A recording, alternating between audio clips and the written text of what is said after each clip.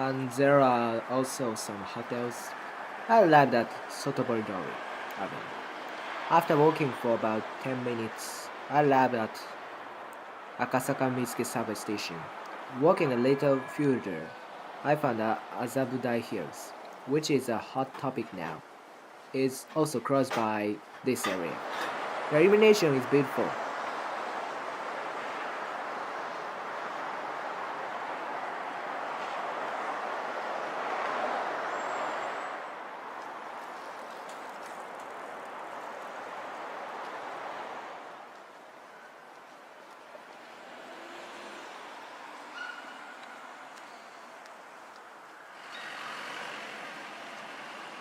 This place might be quite a hole in the ground. You can see Tokyo Tower so beautifully. Maybe it's because it's located on a hill. This is the Azabudai Hills area. It really is a beautifully maintained town. That's all for today. I'm going to talk about music and other things through this channel. Please subscribe to my channel if you like. Thank you.